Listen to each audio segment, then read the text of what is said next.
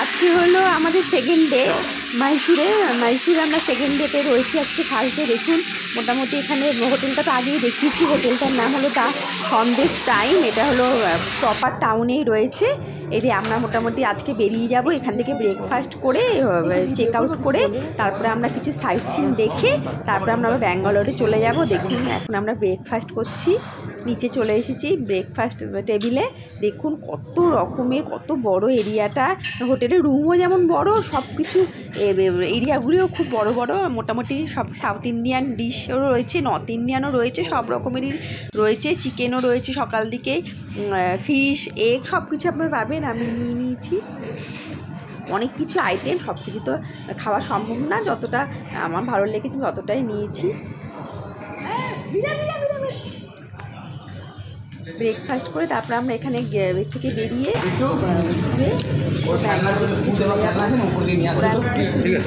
ছেলেরা মিঠু চাবিটা দাও, কীটা দাও, চাবিটা দাও, দেখাবো সেটাও সুন্দর। লজ্জা ওরা সব তাকিয়ে আছে আমার ভিডিও বাড়াচ্ছি দেখে আমার নিজেই লজ্জা লাগে।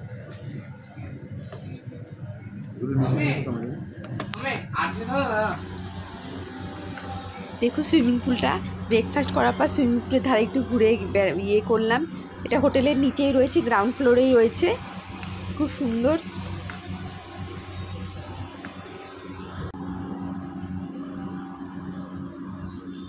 অনেক রকমের হাইটে রয়েছে, 3 ফিট, 5 ফিট, 2.5 ফিট, মানে বাচ্চারাও যেটা ইউজ করতে পারবে, বড়রাও সবাই, কারোরই কোনো অসুবিধা হবে না।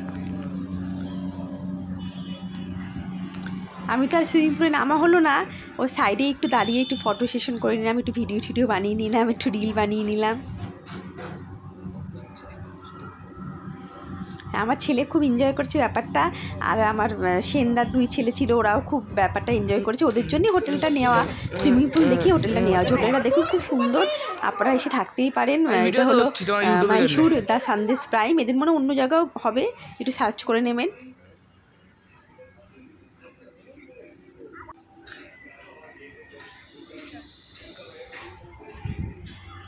এবার আমরা হোটেলটা থেকে বেরিয়ে যাব।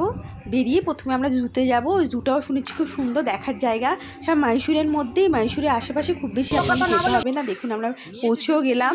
অনেকটা বড়, আমাদের কলকাতায় যেমন আলিপুর জু সেরকমই, তার থেকেও এটা বড় হবে। সুতরাং ওরাই আমাদের সাজেস্ট করলো যে হেঁটে ঘুরতে পারবেন না, গরমও খুব। আমরা একটা ম্যাজিক কার নিয়ে নিয়েছি, তার মধ্যেই সব পুরো ফ্যামিলি আমাদের চলে এসেছে। সবাই আস্তে আস্তে যাচ্ছি, নেমে নেমে দেখছি।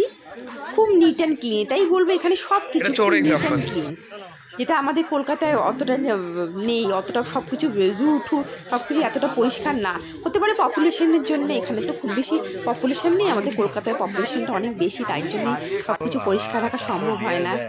এখানে খুব বড় এরিয়া জুড়ে আর খুব গ্রিন ব্যাপারটা রয়েছে। আপনাকে গরম হলেও আপনার গরম ব্যাপারটা মনে হবে না।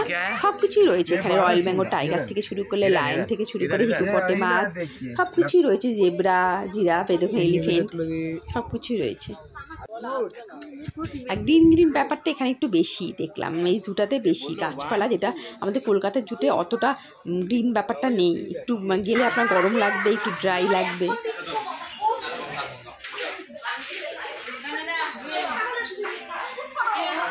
এখানে হলো সাপ, নানা রকমের অ্যানাকোন্ডাও রয়েছে।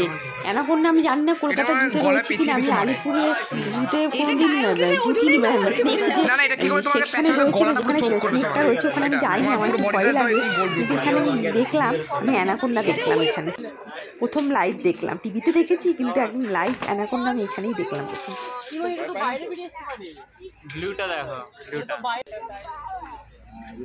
আর এখানে উপরেই নেটিং দিতে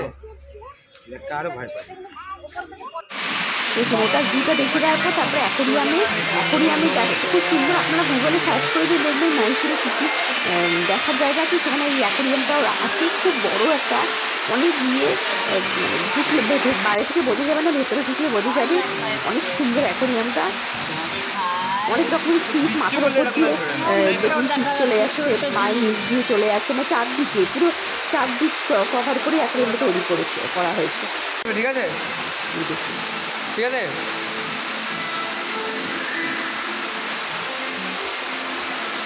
এইসব দেখে অ্যাকোরিয়াম দেখে তারপরে আমরা এখানেই লাঞ্চ করে তারপর আমরা ব্যাঙ্গালোরে চলে যাবো। ব্যাঙ্গালোরে যে হোটেলে প্রথমবার ছিলাম, হোটেল অন টাইম এমজি মার্কের ওপরে, ওই হোটেলে গিয়ে আবার চেকিং করবো আজকে। পরের দিন সকালে আমরা ব্যাঙ্গালোর এয়ারপোর্ট থেকে কলকাতার উদ্দেশ্যে আমরা রওনা দেবো। আমাদের ট্রিপটা ওখানে এন্ড হবে।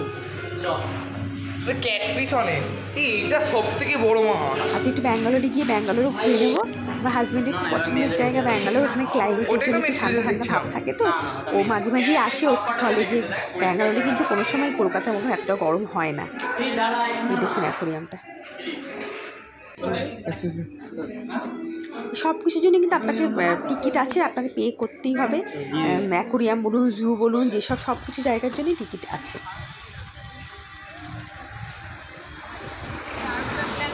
হ্যাঁ কি আর কোনো প্ল্যান নাই? প্লেন প্ল্যান বললাম না, আর মনে হয় অ্যাকোয়ারিয়াম আর জু বাস।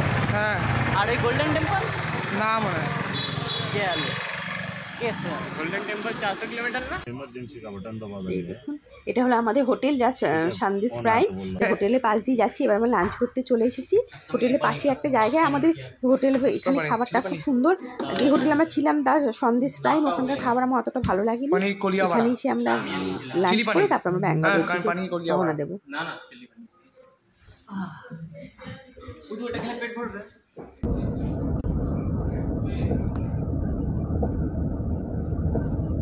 দু থেকে 3 ঘন্টার জার্নি, মানে 2.5 থেকে 3 ঘন্টার মধ্যে আপনি ব্যাঙ্গালোর পৌঁছে যাবেন। আর ট্রাফিক খুব একটা থাকে না, জ্যাম একটা খুব একটা থাকে না, রোড মোটামুটি ক্লিয়ারই থাকে। যখন ব্যাঙ্গালোরে ঢোকার সময় তখন একটু ক্রাউড হয়। দেখুন আমরা আবার ব্যাঙ্গালোরে হোটেলে চলে এলাম। এই রুমটা পেয়েছি, আগেরবারে যে রুমটা ছিল সেটা পাইনি, একটা সুইট রুম নেওয়া হয়েছে। এই রুমটাই আমাদের পছন্দ হয়েছে, এটাই দিয়েছিল, এটা নিয়েছি। এটা হলো ব্যাঙ্গালোরে হোটেলে। দেখুন রুমটা কতটা বড়, একটু ঘুরিয়ে দেখাই আপনাদের। আমরা খুব বেশি লাগেজ খুলিনি, কারণ কালকে সকালেই আমাদের এখান থেকে এয়ারপোর্টের জন্য বেরিয়ে যেতে হবে। এয়ারপোর্টে বলছে তো 1 ঘন্টা লাগবে এখান থেকে যেতে। আমরা এখানে এই হোটেলে পরের দিন ব্রেকফাস্ট করে তারপরে এয়ারপোর্টের জন্য বেরিয়ে যাবো। দেখুন বাথরুমটা অনেকটা space.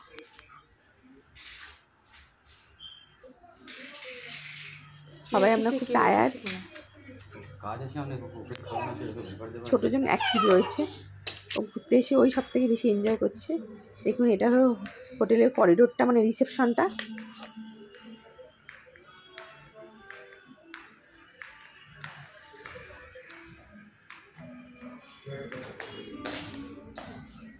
Okay, tata, bye bye, thank you for watching. পরের ভিডিওতে আবার আপনাদের সাথে দেখা হচ্ছে। বাই।